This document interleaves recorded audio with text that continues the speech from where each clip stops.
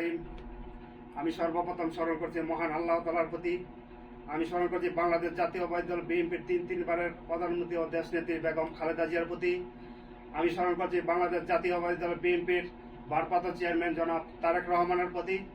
আমি স্মরণ করছি নরসিংদী সদর 1 আসনের এমপি জনাব খায়রুল কবির খোকন সাহেবের প্রতি।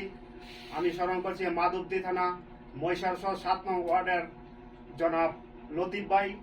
আমি স্মরণ করছি 5 আগস্ট জ্বালানি ছাত্র সমাজ স্বৈরশাসক সরকার আওয়ামী লীগকে বিদায় করতে গিয়ে রাজপথে যারা জীবন দিতে হয়েছে তাদের আত্মার মাগফিরাত কামনা করছি।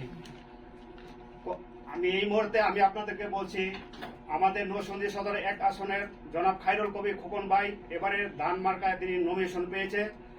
দেশবাসীকে আমি বলছি এবং নরসিংদী সদর 1 আসনের যত ময় মুরব্বী আমি সবাইকে বলছি, আপনারা যিনি এই মুহূর্তে দানি শীষের প্রার্থী হয়েছে তার মতো লোক আপনারা কোনোজন নরসিংদীতে পাবেন না, আর পাইছেনও না, আমি জানি পাবেনও না। এখন যখন পেয়েছেন তাকে তার হাতকে আপনারা ভোট দিয়ে শক্তি করে আপনারা দানের শীষ মার্কায় তাকে জয়যুক্ত করে তিনি যেন সংসদে গিয়ে আপনাদের জন্য কিছু সুযোগ করতে পারে। আপনারা জানেন আগামী 6 মাস যাবৎ তিনি আগে একবার এমপিতে তিনি পাস করেছে।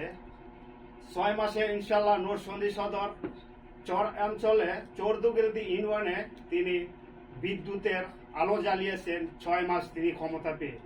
এবার যদি ইনশাল্লাহ নরসিংদী সদরে জনাব খায়রুল কবির খোকন ভাই যদি ইনশাল্লাহ দানি শীষ মার্কায় আপনারা ভোটে যদি জয়যুক্ত হতে পারে তাহলে 5 বছরে ইনশাল্লাহ আমরা আশা করি অনেক কিছু হবে বলে আমরা আশা করি। তাই আমি আর বেশি কথা বলতে চাই না।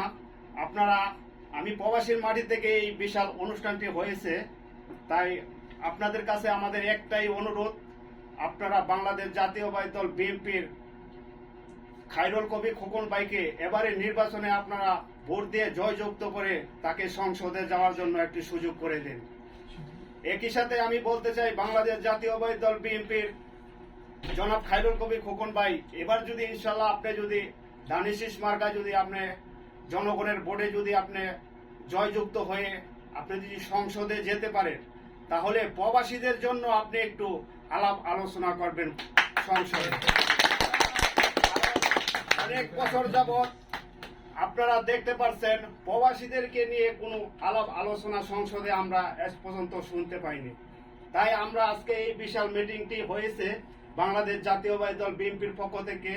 তিনি যদি আপনি যদি ইনশাল্লাহ জনগণের ভোটে যদি সংসদে যেতে পারেন তাহলে প্রবাসীদের জন্য এবং নরসিংদী 1 আসনের জনগণের জন্য কিছু করার জন্য আপনাদের কাছে আমরা আবেদন।